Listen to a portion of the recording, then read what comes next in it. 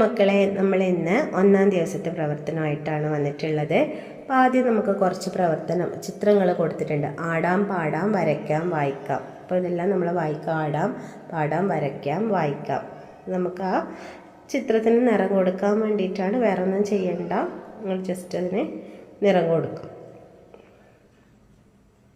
അടുത്ത ചോദ്യം, വായിക്കൂ, നിറം നൽകൂ. ഇവിടെ കൊടുത്തതനുസരിച്ചിട്ട് നമ്മൾ എന്ത് ചെയ്യണം? ഈ ചിത്രങ്ങൾക്ക് നിറം നൽകണം. കൊടുത്ത് നമുക്ക് വായിക്കാം. ചെറിയ 2 നക്ഷത്രങ്ങൾക്ക് ചുവപ്പ് നിറം നൽകണം. അപ്പോൾ ചെറുത് 2 അടുത്തതോ, വലിയ നക്ഷത്രത്തിന് നീല നിറമാണ് നൽകിയത്. നിങ്ങൾ ശരിക്കും കൊടുക്കണേ.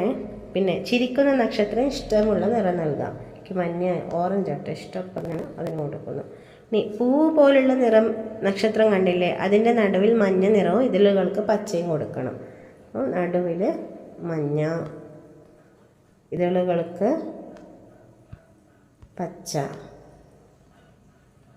ഓരോന്ന് നിങ്ങൾ എന്ത് ചെയ്യണത് കൃത്യമായി കൊടുക്കണം. എനിക്കിവിടെ കൊടുക്കാൻ പറ്റാത്തതുകൊണ്ടാണ് കേട്ടോ.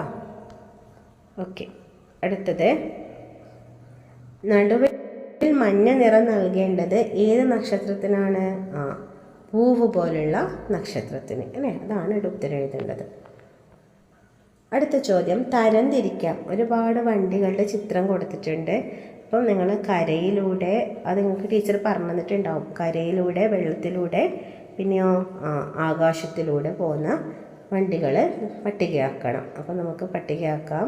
കരയിലൂടെ പോകുന്നത് ഏതെല്ലാം? ബസ്, മണ്ണുമാന്തി യന്ത്രം, പിന്നെ തീവണ്ടി, ലോറി അല്ലേ? അതെവിടെ എഴുതാം. ഇനി വെള്ളത്തിലൂടെ പോകുന്നത് ഏതെല്ലാം?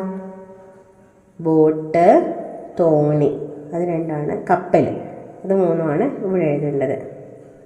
സൈക്കിളും കൂടെ ഉണ്ടല്ലോ എഴുതുന്നത്. അടുത്തത്, ആകാശത്തിലൂടെ റോക്കറ്റ്, വിമാനം, പിന്നെ ഹെലികോപ്റ്റർ, അത് 3ഉം ആകാശത്തിലൂടെ പോകുന്നതാണ്.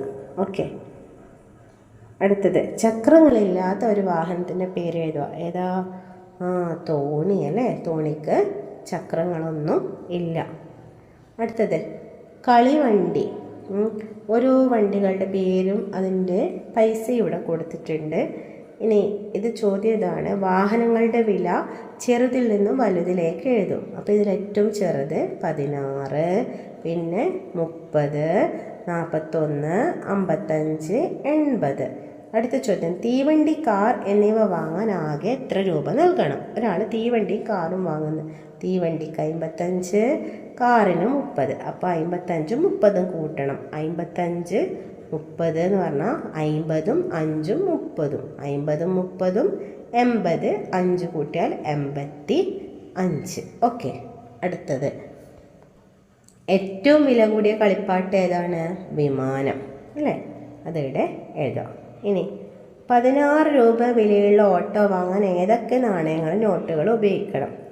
അപ്പോൾ നിങ്ങൾക്ക് ചിലപ്പോൾ ഇവിടെ ഇത് ക്ലിയർ ഇല്ല. 1 രൂപ, 2 രൂപ അങ്ങനെയെല്ലാം തന്നിട്ടുണ്ടാവും. അപ്പോൾ നമുക്ക് ഏതൊക്കെ നോട്ട് ഉപയോഗിക്കാം? ഒരു 10ൻ്റെ നോട്ട്, ഒരു 5ൻ്റെ കോയിന്, ഒരു 1 രൂപ കോയിൻ ഉപയോഗിച്ചാൽ 16 രൂപ ആവും. ഇനി അടുത്ത ചോദ്യം, മുയൽ കണ്ട കാഴ്ചകൾ ചിത്രം നോക്കി എഴുതണം. മുയൽ വിമാനത്തിലൂടെ പോകുമ്പോൾ മുകളിലിരുന്നിട്ട് ബൈനോക്കുലറിലൂടെ നോക്കുന്നുണ്ട്. അപ്പോൾ എന്തൊക്കെ കാഴ്ചകൾ കണ്ടു അതെവിടെ എഴുതണം. എന്ത് എഴുതാം? ഒരു തോണിക്കാരൻ തോണി തുഴഞ്ഞുകൊണ്ട് പോകുന്നു. ഒരു കുട്ടി വലയിട്ട് മീനിനെ പിടിക്കുന്നു. 2 കുട്ടികൾ പട്ടം പറത്തുന്നു. വലിയ മരം നിറയെ പക്ഷികൾ. പിന്നെയോ ദൂരെ ഒരു തീവണ്ടി പോകുന്നുണ്ട്. ഒരു നല്ല ഭംഗിയുള്ള ഗ്രാമം. അങ്ങനെ നിങ്ങൾക്ക് ആ ചിത്രത്തിനെ കുറിച്ച് എന്ത് വേണമെങ്കിലും എഴുതാം കേട്ടോ. ചിത്രത്തിലുള്ള കാര്യങ്ങളെല്ലാം എഴുതാം. വളരെ നന്നായിട്ട് എഴുതുക. നമ്മളെല്ലാം എഴുതാൻ പഠിച്ചതാണ്. അപ്പോൾ നന്നായിട്ട് എക്സാം അറ്റൻഡ് ചെയ്യുക. Okay, see in the next video. Till then bye bye, take care.